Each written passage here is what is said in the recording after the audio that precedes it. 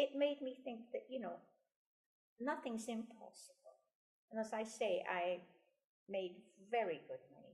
I mean, once my boss said to me, this was when feminism was really coming in. He says, you're one of the highest paid women in Alberta. And I said to him, I want to be one of the highest paid persons in Alberta. But, it was very good to me. And that made more things possible. Money, a good salary, does make things more possible for you. What kind of things? I could buy a house. And because I could buy a house, because they checked me over, you dealt with more respect. I know one guy sort of wouldn't look at me because I was a woman wanting to buy a house. And then they see my income tax statements and they see what you're earning, and he treats you then with more respect. Women have come a long way, since the 60s and 70s. There were so many things that women couldn't do that are now available that you young women take for granted. But believe me, it wasn't that way.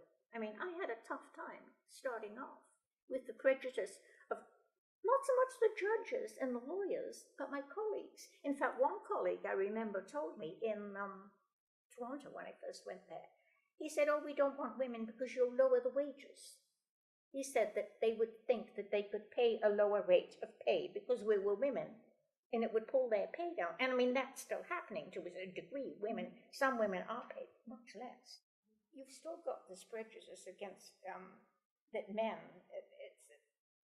I don't know, the men who are concerned about women coming up are men who have little confidence in yourself, because if you've got confidence in your job, you're not going to be afraid of me. If you know you're good, that's it. But I think it's men that maybe have little confidence in holding these places. And women, we don't get to the high things. Look at Margaret Thatcher. She had a great fight, to become Prime Minister. And there was lots of prejudice that she went through. But she had the guts to stay with it. It must have been awfully hard what she did. And she must have been hurt at times. But she stayed on. And, you've got to be tough.